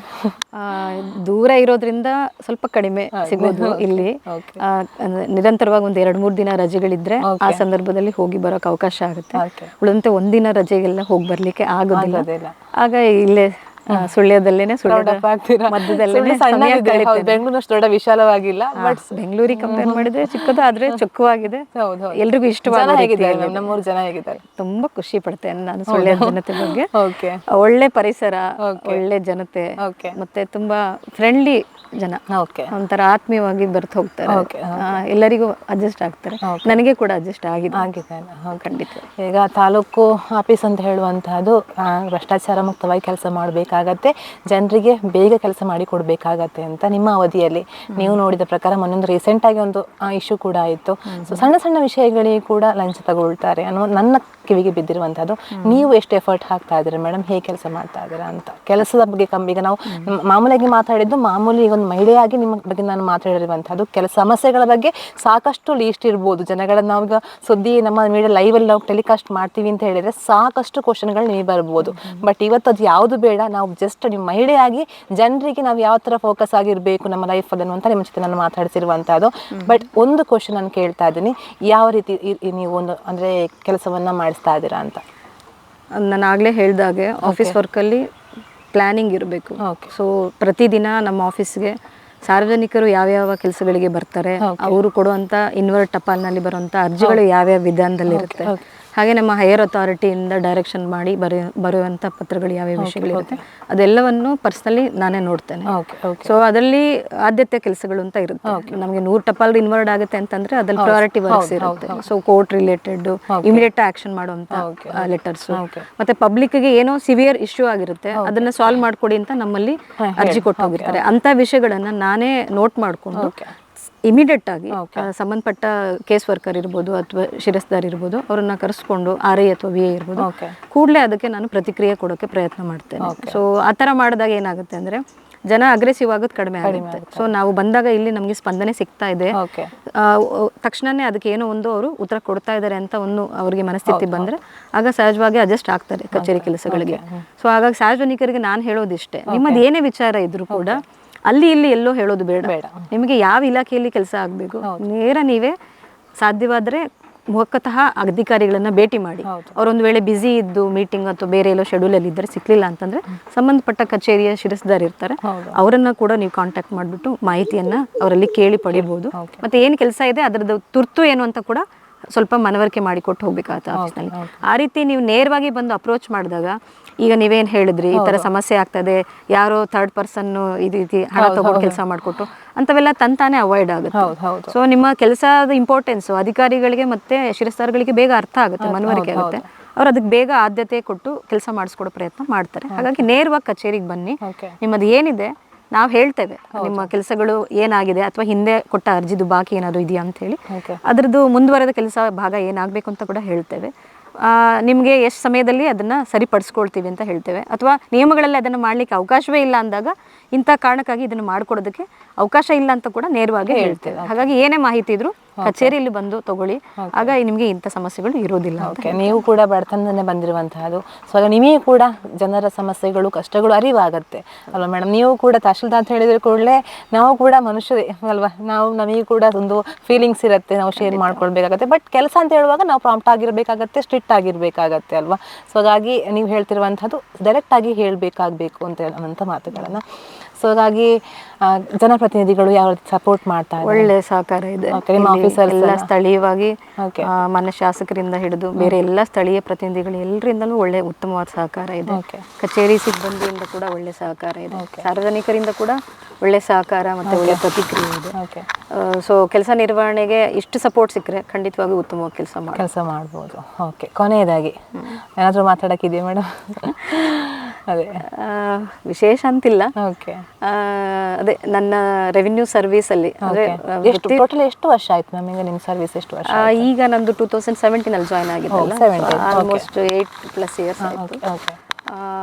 ಇದರಲ್ಲಿ ನಾನು 3 ಬೇರೆ ಬೇರೆ ಇದರಲ್ಲಿ ಕೆಲಸ ಮಾಡಿದ್ದೀನಿ ಬೇರೆ ಬೇರೆ ಜಿಲ್ಲೆಗಳಲ್ಲಿ. ಓಕೆ. ಪ್ರತಿ ಜಿಲ್ಲೆನಲ್ಲೂ ಕಂದಾಯದ ಕೆಲಸದ ಜವಾಬ್ದಾರಿಗಳು ಬೇರೆ ಬೇರೆ ರೀತಿ ಇರುತ್ತೆ. ಅಂದ್ರೆ ಪ್ರಾಕ್ಟೀಸ್ ಒಂದೇ ತರ ಇರ್ಬೋದು, ಆದ್ರೆ ಸ್ಥಳೀಯವಾಗಿ ಬರುವಂತ ಇಶ್ಯೂಸ್ ಏನಿದೆ ಅದು ಜಿಲ್ಲೆಯಿಂದ ಜಿಲ್ಲೆಗೆ ಡಿಫರ್ ಆಗುತ್ತೆ. ಸೊ ಇಲ್ಲಿ ಬಂದ ಮೇಲೆ ಸಾಕಷ್ಟು ಹೊಸ ವಿಷಯಗಳನ್ನ ಕಂದಾಯ ಇಲಾಖೆಗೆ ಸಂಬಂಧಪಟ್ಟಂತೆ ಹಾಗೆ ಆಡಳಿತ ವಿಷಯಕ್ಕೆ ಸಂಬಂಧಪಟ್ಟಂತೆ ಕಲ್ತ್ಕೊಂಡಿದ್ದೀನಿ. ಪ್ರತಿ ಜಿಲ್ಲೆಯಲ್ಲೂ ಕಲ್ತಿದ್ದೀನಿ. ಇಲ್ಲಿನ ಪರಿಸರಕ್ಕೆ ಅನುಗುಣವಾಗಿ ಇಲ್ಲಿ ಏನ್ ಬೇಕೋ ಇಲ್ಲೂ ಕೂಡ ಕಲ್ತ್ಕೊಂಡಿದ್ದೀನಿ. ಸೊ ನಿರಂತರವಾಗಿ ಕಲಿತಾ ಇರಬೇಕಾಗುತ್ತೆ ನಾವು ಯಾವಾಗ್ಲೂ. ಇಲ್ಲ ಅಂತಂದ್ರೆ ಅಪ್ಡೇಟೆಡ್ ಆಗಿರೋದಿಲ್ಲ, ಕಲೀಲಿಲ್ಲ ಅಂತಂದ್ರೆ. ಮತ್ತೆ ಅಲ್ಲಿ ಹಿಂದಿನ ಅವಧಿಯಲ್ಲಿ ಕೆಲಸ ಮಾಡಿದ ಎಲ್ಲ ಅನುಭವಗಳನ್ನ ಇಲ್ಲಿ ಕೂಡ ಅನುಷ್ಠಾನ ಮಾಡ್ತೀವಿ ಅಂತಾನು ಹೇಳಕ್ಕಾಗಲ್ಲ. ಸೊ ಇಲ್ಲಿನ ಪರಿಸರಕ್ಕೆ ಅನುಗುಣವಾಗಿ ಹೊಸ ವಿಚಾರಗಳನ್ನ ಕಲಿಬೇಕು, ಕಲಿತಾ ಇರಬೇಕು, ನಿರಂತರವಾಗಿ ಬೆಳೀತಾ ಇರಬೇಕು. ಸೊ ಅಪ್ಡೇಟೆಡ್ ಇದ್ರೆ ನಾವು ಕೂಡ ಚಲಾವಣೆ ನಾಣ್ಯದಲ್ಲಿ ಉದ್ದಾಗಿ ಇರ್ತೇವೆ. ಅದರ್ವೈಸ್ ಔಟ್ಡೇಟೆಡ್ ವಿಷಯ ಆಗ್ಬಿಡ್ತೇವೆ. ಸೊ ಯಾರು ಕೂಡ ಆದ್ಯತೆ ಕೊಡೋದಿಲ್ಲ. ಮೇಡಮ್, ಈಗ ಫೈನಲ್ ಆಗಿ ಫೆಬ್ರವರಿ 8 ಇಂದು ಮಹಿಳಾ ದಿನಾಚರಣೆ, ಮಹಿಳೆಯರ ದಿನಾಚರಣೆ. ಯಾಕಂದ್ರೆ ನೀವು ಎಲ್ಲರೂ ಕೂಡ ಮಹಿಳೆಯರು ನಿಜ ಸ್ವತಂತ್ರವಾಗಿ ಹಾರಾಡ್ತಾ ಇರುವಂಥ ಪಕ್ಷಿಯಂತೆ ಆಗಬೇಕು ಅನ್ನುವಂಥದ್ದು ಎಲ್ಲರ ಕನಸು ಕೂಡ. ಸೊ ಹಾಗಾಗಿ ನಿಮಗೇನು ಅನಿಸ್ತಾ ಇದೆ, ಮಹಿಳೆಯರು ನಿಜವಾಗ್ಲೂ ಸ್ವತಂತ್ರರಾಗಿದ್ದಾರೆ ಅನ್ನುವಂಥದ್ದು ಇದೆಯಾ ಅಂತ? ಅದೇ, ಈಗ ಶತಮಾನಗಳಿಂದ ನಡ್ಕೊಂಡು ಬಂದಿರೋ ದಾರಿಯನ್ನ ನೋಡಿದಾಗ ಇವತ್ತಿನ ಯುಗದಲ್ಲಿ ಖಂಡಿತವಾಗಿಯೂ ಅವ್ರಿಗೆ ಮುಕ್ತವಾಗಿ ಬದುಕೋದಕ್ಕೆ, ಒಳ್ಳೆ ರೀತಿಯಲ್ಲಿ ಬದುಕನ್ನ ಕಟ್ಕೊಳ್ಳೋದಕ್ಕೆ ಸಾಕಷ್ಟು ಅವಕಾಶಗಳಾಗಿದೆ. ಅಷ್ಟರ ಮಟ್ಟಿಗೆ ಸ್ವಾವಲಂಬನೆ ಸಿಕ್ಕಿದೆ ಅವರಿಗೆ. ಆದ್ರೆ ಕೆಲವೊಂದು ಸಂದರ್ಭದಲ್ಲಿ ಅದರ ದುರುಪಯೋಗ ಆಗಿರುವಂತದ್ದು ಇದೆ. ಆ ಹಿನ್ನೆಲೆಯಲ್ಲಿ ಇಲ್ಲೂ ಕೂಡ ಕೆಲವೊಂದು ನಿರ್ಬಂಧಗಳನ್ನ ಹಾಕ್ತಾರೆ. ಅದಕ್ಕೆ ಸಾರ್ವಜನಿಕವಾಗಿ ನಾವು ಹೇಳೋದಿಷ್ಟೇ, ನಾವು ಯಾವುದೇ ವೃತ್ತಿ ಬದುಕನ್ನ ಆಯ್ಕೆ ಮಾಡ್ಕೊಳ್ಳಿ, ಕುಟುಂಬಕ್ಕೆ ಮೊದಲನೇ ಆದ್ಯತೆ ಕೊಡ್ಲೇಬೇಕು. ಮತ್ತೆ ನಮ್ಮ ವೃತ್ತಿ ಬದುಕಲ್ಲೂ ಕೂಡ ಕೆಲವು ಎಥಿಕಲ್ ಬೌಂಡ್ರೀಸ್ ಅಂತ ಇರುತ್ತೆ. ಸೊ ನೀವು ಆ ಶಿಸ್ತನ್ನ ರೂಢಿಸ್ಕೊಂಡ್ರೆ ಎಲ್ಲರೂ ಕೂಡ ನಿಮಗೆ ಬೆಳವಣಿಗೆಗೆ ಸಪೋರ್ಟ್ ಕೂಡ ಮಾಡ್ತಾರೆ, ಹಾಗೆ ನಿಮ್ಮ ವೃತ್ತಿ ಜೀವನದಲ್ಲಿ ನಿಮ್ಮನ್ನು ಗೌರವಿಸ್ತಾರೆ ಕೂಡ. ಸೊ ಹಾಗಾಗಿ ಎಲ್ಲ ಮಹಿಳೆಯರು, ಎಲ್ಲ ಹೆಣ್ಣು ಮಕ್ಕಳು, ಎಲ್ಲ ಸಣ್ಣ ಮಗುವಿನಿಂದ ಹಿಡಿದು ಹಿರಿಯ ಜೀವದವರೆಗೆ ಹೆಣ್ಣು ಅಂತಂದ್ರೆ ಬಹುಮುಖಿ ಪಾತ್ರ ನಿರ್ವಹಣೆ ಮಾಡ್ತಾರೆ ಅಂತ ಎಲ್ರಿಗೂ ಗೊತ್ತಿದೆ. ಹುಟ್ಟಿದಾಗನಿಂದ ಅವರ ಜೀವನದ ಅಂತ್ಯದವರೆಗೆ ಅವರು ಹಲವಾರು ಪಾತ್ರಗಳನ್ನ ನಿರ್ವಹಣೆ ಮಾಡ್ತಾರೆ. ಸೊ ಅದು ಯಾಕೆ ಅವ್ರಿಗೆ ಅಷ್ಟು ಬಹುಮುಖಿ ಪಾತ್ರ ಸಿಕ್ಕಿದೆ ಅಂತಂದ್ರೆ ಅವ್ರದ್ದು ಇನ್ನರ್ ಸ್ಟ್ರೆಂತ್ ಆಗಿದೆ ಅಂತ. ಸೊ ಅವ್ರಿಗೆ ಆಂತರಿಕವಾಗಿ ತುಂಬಾ ಒಳ್ಳೆ ಶಕ್ತಿ ಇದೆ, ಮತ್ತೆ ಮಾನಸಿಕವಾಗಿ ಅಷ್ಟೇ ಸದೃಢತೆ ಇದೆ. ಹಾಗಾಗಿ ಅವ್ರಿಗೆ ಅಷ್ಟು ಪಾತ್ರಗಳನ್ನ ಈ ಸಮಾಜ ಕೊಟ್ಟಿದೆ. ಸೊ ನೀವು ಅದನ್ನ ನಿರ್ವಹಣೆ ಮಾಡ್ತಾ ಮಾಡ್ತಾ ನಾವು ಗಟ್ಟಿಗರು ಅಂತ ಕೂಡ ಪ್ರೂವ್ ಮಾಡ್ಕೊಂಡು ಬಂದಿದ್ದೇವೆ. ಸೊ ಹಾಗೆ ಮುಂದುವರಿ. ಒಂದಲ್ಲ 7 ಜಾಬ್ ಪಡ್ಕೊಂಡಿದ್ದೀರಾ, ನೀವೇ ನಮಗೆ ಮಾದರಿಯಾಗಿರ್ಬೇಕು ಅಲ್ವಾ? ಸೊ ಹಾಗಾಗಿ ಅದೇ ನಾನು ಆಶಿಸೋದು ಅದೇನೆ, ಎಲ್ಲರೂ ಕೂಡ ಒಳ್ಳೆ ರೀತಿಯ ಶಿಕ್ಷಣ ಪಡ್ಕೊಳ್ಳಿ. ಕುಟುಂಬದಲ್ಲಿ ಸಾಕಷ್ಟು ಸವಾಲುಗಳು ಇರುತ್ತೆ, ಆರ್ಥಿಕ ಪರಿಸ್ಥಿತಿ ಚೆನ್ನಾಗಿ ಇಲ್ಲದೆ ಇರ್ಬೋದು, ಆದ್ರೂ ಕೂಡ ನಮ್ಮ ಮನಸ್ಸಿನಲ್ಲಿ ಆ ಒಂದು ಛಲ ಮತ್ತೆ ಸಂಕಲ್ಪ ಇತ್ತು ಅಂತಂದ್ರೆ ಖಂಡಿತವಾಗಿ ನಾವು ಯಾವ್ದಾದ್ರು ಒಂದು ವಿಧಾನದಲ್ಲಿ ಪ್ರಯತ್ನ ಪಟ್ಟು ನಮ್ಮ ಮುಂದಿನ ಗುರಿ ಏನಿದೆ, ನಮ್ಮ ಮುಂದಿನ ಸಾಧನೆ ಏನಿದೆ ಅದನ್ನ ಗುರುತಿಸ್ಕೊಳ್ಬಹುದು. ಮತ್ತೆ ಅದರ ಅಂತ ತಲುಪೋವರೆಗೆ ನಿರಂತರ ಪ್ರಯತ್ನ ಮಾಡ್ಬೋದು. ಅಡೆತಡೆಗಳು ಸಹಜವಾಗಿ ಬರುತ್ತೆ, ಆದ್ರೆ ಅವುಗಳನ್ನೆಲ್ಲ ನಿವಾರಿಸ್ಕೊಂಡು ನಾವು ಮುಂದುವರೆದ್ರೆ ಮಾತ್ರ ಒಂದು ಹಂತಕ್ಕೆ ತಲುಪೋಕ್ ಸಾಧ್ಯ. ಅದಿಲ್ಲದಿದ್ರೆ ನಿಂತಲ್ಲೇ ನಿಲ್ತೇವೆ, ಯಾರು ಕೂಡ ನಮ್ಮನ್ನ ಗಮನಿಸೋದು ಇಲ್ಲ, ಗುರುತಿಸೋದು ಇಲ್ಲ. ಹಾಗಾಗ್ತದೆ. ನಿಮ್ದು ಗುರಿ ಏನಿದೆ ಮೇಡಮ್? ನೆಕ್ಸ್ಟ್ ಏನ್ ಗುರಿ ಇದೆ ಅಂತ? ಈಗ ಸಣ್ಣ ಕನಸಿನ ದೊಡ್ಡ ಕನಸಿಗೆ ಹಾರಾಡಿದ್ದೀರಾ. ಸೊ ಹಾಗಾಗಿ ಇನ್ನೇನಿದೆ? ಸರ್ಕಾರಿ ನೌಕರಿ ಮೊದಲನೇ ಕನಸಾಗಿತ್ತು, ಅದರಲ್ಲಿ ಉನ್ನತ ಹಂತದ ಹುದ್ದೆಗೆ ಬರೋದು ಕೂಡ ಒಂದು ಕನಸಾಗಿತ್ತು. ಅದು ಈಗ ಒಂದು ಹಂತಕ್ಕೆ ಫುಲ್ಫಿಲ್ ಆಗಿದೆ. ಈಗ ಏನಿದ್ರು ನಮ್ಮ ವೃತ್ತಿ ಜೀವನದಲ್ಲಿ ಏನು ಅಡ್ಮಿನಿಸ್ಟ್ರೇಟಿವ್ ಸರ್ವಿಸ್ ಅಲ್ಲಿ ಇದೆ, ಇದರ ಒಂದು ಒಳ್ಳೆ ರೀತಿಯಲ್ಲಿ ಕೆಲಸಗಳನ್ನ ಮುಂದುವರಿಸ್ಕೊಂಡು ಹೋಗ್ಬೇಕು. ಸಾರ್ವಜನಿಕರದ್ದು ಎಲ್ಲ ಒಂದು ಇದಕ್ಕೆ ಒಳ್ಳೆ ಉತ್ತಮ ರೀತಿಯಲ್ಲಿ ಸ್ಪಂದಿಸಬೇಕು. ಮತ್ತೆ ಸಾಮಾಜಿಕವಾಗಿ ಏನಾದ್ರೂ ಒಂದು ಸೇವಾ ಕಾರ್ಯಕ್ಕೆ ಇನ್ವಾಲ್ವ್ ಆಗ್ಬೇಕು ಅಂತ ಕೂಡ ಆಸಕ್ತಿ ಇದೆ. ಸೊ ಈಗ ಒಂದು ಹಂತಕ್ಕೆ ಸ್ಟೇಬಲ್ ಆದ್ಮೇಲೆ ನೆಕ್ಸ್ಟ್ ಅದನ್ನ ಪ್ಲಾನ್ ಮಾಡೋಣ ಅಂತ ಇದೆ. ಸದ್ಯಕ್ಕೆ ಯೋಚನೆಯಲ್ಲಿದೆ, ಬಟ್ ಅದೇ ಆ ಯೋಚನೆಯನ್ನ ಪ್ಲಾನ್ ಮಾಡಿ ಆಮೇಲೆ ಎಕ್ಸಿಕ್ಯೂಟ್ ಮಾಡ್ತೀವಿ. ಈಗ ಸದ್ಯದ ಮಟ್ಟಿಗೆ ನಾನು ಅಡ್ಮಿನಿಸ್ಟ್ರೇಟಿವ್ ಸರ್ವಿಸ್ ಅಲ್ಲಿ ಉತ್ತಮ ರೀತಿಯಲ್ಲಿ ಕಾರ್ಯನಿರ್ವಹಣೆ ಮಾಡ್ಕೊಂಡು ಹೋಗ್ಬೇಕು ಅನ್ನೋದೊಂದು ಆಲೋಚನೆ. ಓಕೆ, ಒಂದು ಸಾಂಗ್ ಹೇಳ್ತೀರಾ ಮೇಡಮ್ ಸಣ್ಣದಾಗಿ ಒಂದು? ಮತ್ತೆ ಆಮೇಲೆ ಪ್ರೇಕ್ಷಕರು ಬೇಸರ ಪಟ್ಟಿಲ್ಲ. ಹೇಳಿ.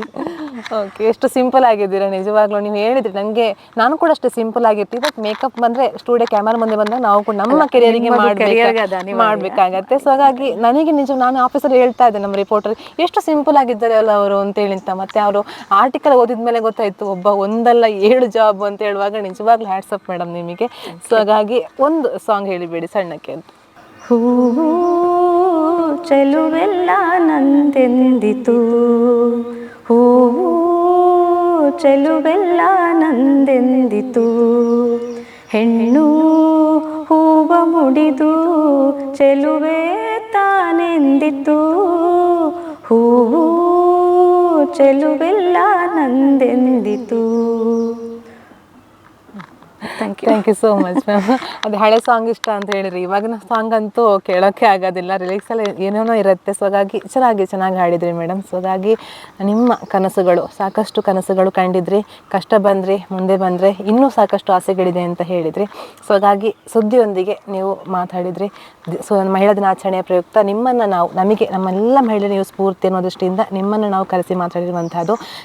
ಕೆಲಸದ ಬಗ್ಗೆ ಸ್ವಲ್ಪ ಮಾತಾಡಿದರೂ ಕೂಡ ನಾವು ಇವಾಗ ಮಹಿಳೆಯಾಗಿ ನಾನು ಆವಾಗಲೇ ಹೇಳಿದೆ, ಕೆಲಸ ಎಷ್ಟು ಕಷ್ಟ ಇದೆ ಅನ್ನುವಂಥ ಮಾತುಗಳನ್ನು ನಾವು ಮಾಮೂಲಾಗಿ ಮಾತಾಡ್ತಾ ಹೋಗಿದ್ವಿ ಅಂತ. ಸೊ ಹಾಗಾಗಿ ನಮ್ಮ ಕಾರ್ಯಕ್ರಮಕ್ಕೆ ಇವತ್ತು ಬಂದು ನಮಗೆ ಒಂದು ಬೆಳಿಗ್ಗೆ ಈ ನಿಮ್ಮ ಬ್ಯುಸಿ ಶೆಡ್ಯೂಲಲ್ಲಿ ನಮಗೆ ಟೈಮ್ ಮಾಡಿ ಕೊಟ್ಟಿದ್ದಕ್ಕೆ thank you so much madam. ನಿಮ್ಮ ಕನಸುಗಳು ಇನ್ನೂ ಕೂಡ ಈಡೇರಲಿ, ನಿಮಗೆ ನಮ್ಮಿಂದ ಸಹಾಯ ನಾವು ಯಾವತ್ತೂ ಮಾಡ್ತೀವಿ. ಸೊ ಹಾಗಾಗಿ thank you so much madam. Happy ಮಹಿಳಾ ದಿನಾಚರಣೆ. ನಾನು ಕೂಡ ಈ ಮಾಧ್ಯಮದ ಮುಖಾಂತರ ಸಮಸ್ತ ಎಲ್ಲ ಮಹಿಳಾ ಬಂಧುಗಳಿಗೆ ಮತ್ತು ನಾಳೆ ಸುಳ್ಯದ ಎಲ್ಲ ಜನತೆಗೆ ಮಹಿಳಾ ದಿನಾಚರಣೆಯ ಹೃದಯಪೂರ್ವಕ ಶುಭಾಶಯಗಳನ್ನ ತಿಳಿಸ್ತೇನೆ. ಹಾಗೆ ಇವತ್ತು ಸುದ್ದಿ ಬಿಡುಗಡೆ ಚಾನಲ್ನವರು ಒಂದು ಪರಿಚಯಾತ್ಮಕ ಇದನ್ನು ಇಂಟ್ರೊಡಕ್ಷನ್ನ ತಗೊಂಡಿದ್ದಾರೆ. ನನ್ನ ಜೀವನದಲ್ಲಿ ನನ್ನ ವೃತ್ತಿ ಬದುಕಿನಲ್ಲಿ ಆಗಿರುವಂಥ ಕೆಲವೊಂದು ವಿಚಾರಗಳನ್ನ ಮಾಧ್ಯಮದ ಮುಂದೆ ಹಂಚ್ಕೊಳ್ಳೋದಕ್ಕೆ ಅವಕಾಶ ಮಾಡಿಕೊಟ್ಟಿದ್ದಕ್ಕೆ, ಮತ್ತು ಅದರಿಂದ ಸಮಾಜಕ್ಕೆ ಒಂದು ಪ್ರೇರಣಾದಾಯಕ ಸ್ಫೂರ್ತಿ ಸಿಗಲಿ ಅಂತ ಮಾಡಿದ್ದಕ್ಕೆ ಇದೊಂದು ಅವಕಾಶ ನೀವು ಕೂಡ ಕೊಟ್ಟಿದ್ದೀರಿ ನನಗೆ ಪರಿಚಯ ಮಾಡ್ಕೊಳ್ಳಿಕ್ಕೆ. ಹಾಗಾಗಿ ಚಾನಲ್ ಅವರಿಗೆ ಮತ್ತು ನಿಮಗೆ ಕೂಡ ಹೃದಯಪೂರ್ವಕ ಧನ್ಯವಾದಗಳು. ಮತ್ತೊಮ್ಮೆ ಎಲ್ರಿಗೂ ಕೂಡ ಮಹಿಳಾ ದಿನಾಚರಣೆಯ ಹಾರ್ದಿಕ ಶುಭಾಶಯಗಳು. ಇದಿಷ್ಟು ನಮ್ಮ ಸುಳ್ಯ ತಾಲೂಕಿನ ತಹಶೀಲ್ದಾರ್ ಆಗಿರುವಂತಹ ಮಂಜುಳಾ ಮೇಡಮ್ ಅವರ ಮಾತು. ಸಾಕಷ್ಟು ಕಷ್ಟ ಬಂದ ಜೀವನದಲ್ಲಿ, ಕಷ್ಟ ಬಂದರೂ ಕೂಡ ಮನೆಯವರ ಸಹಕಾರ ಇತ್ತು, ಹಾಗಾಗಿ ಗೆದ್ದು ಇವಾಗ ನಾನು ಒಳ್ಳೆಯ ಹುದ್ದೆಯಲ್ಲಿದ್ದೇನೆ. ಮುಂದೊಂದು ದಿನ ಇನ್ನಷ್ಟು ಕನಸುಗಳಿವೆ, ಇನ್ನಷ್ಟು ಏನಾದರೂ ಸಾಧಿಸಬೇಕನ್ನುವಂತಹ ಆಸೆ ಇದೆ ಅನ್ನುವಂತಹ ಮಾತನ್ನು ಮೇಡಮ್ ಅವರು ಹೇಳಿದರು. ಸೊ ಹಾಗಾಗಿ ಇವರು ನಮ್ಮ ಈ ವರ್ಷದ ಮಹಿಳಾ ದಿನಾಚರಣೆಯ ಸ್ಫೂರ್ತಿ ಮೇಡಮ್. ಸೊ ಹಾಗಾಗಿ ಎಲ್ಲ ಮಹಿಳೆಯರಿಗೆ ಮಾದರಿಯಾಗಿರುವಂತಹ ಕೆಲಸವನ್ನು ಮಾಡ್ತಾ ಇದ್ದಾರೆ. ಯಾಕೆಂತ ಹೇಳಿದರೆ ಮಹಿಳೆಯಾಗಿ ಒಂದು ಅವಾರ್ಡನ್ನು ಪಡೆದುಕೊಳ್ತಾರೆ, ಜೊತೆಗೆ ಒಂದಲ್ಲ ಎರಡಲ್ಲ ಒಟ್ಟು 7 ಸರ್ಕಾರಿ ಹುದ್ದೆಯನ್ನು ತನ್ನದಾಗಿಸ್ಕೊಳ್ಳುವಂತಹದ್ದು ನಿಜವಾಗ್ಲೂ ಅವರು ಮೆಚ್ಚಲೇಬೇಕು. ವಿದ್ಯೆಗೆ ಯಾವತ್ತೂ ಪವರ್ ಇರುತ್ತೆ ಮೇಡಮ್. ಸೊ ಹಾಗಾಗಿ ಇದು ಇವತ್ತಿನ ವಿಶೇಷ. ಕ್ಯಾಂಪರ್ಸನ್ ಕೌಶಿಕ್ ನಮ್ಮ ಜೊತೆ ನಾನು ಪೂಜೇಶ್ ವಿತೇಶ್ ಕೋಡಿ, ಸುದ್ದಿ ನ್ಯೂಸ್ ಸುಳ್ಯ. ನಮಸ್ತೆ ವೀಕ್ಷಕರೇ, ಸುದ್ದಿ ನ್ಯೂಸ್ ಬುಲೆಟಿನ್ಗೆ ಸ್ವಾಗತ. ನಾನು ರೇಖಾ ಸುಭಾಷ್. ನಾನು ದಯಾನಂದ ಕೊರತೋಡಿ. ನಾನು ಪ್ರಜ್ಞಾ ಸಾಲ್ಯನ್ ಕೇರ್ಪಳ. ನಾನು ಯಶ್ವಿತ್ ಕಾಳಮನೆ. ನಾನು ಜಯಶ್ರೀ ಕೊಯ್ಗೋಡಿ. ನಾನು ಶಿವಪ್ರಸಾದ್ ಆಲಿಟಿ. ನಾನು ಪೂಜಶ್ರೀ. ನಾನು ದುರ್ಗಾಕುಮಾರ್ ನಾಯರ್ಕೆರೆ.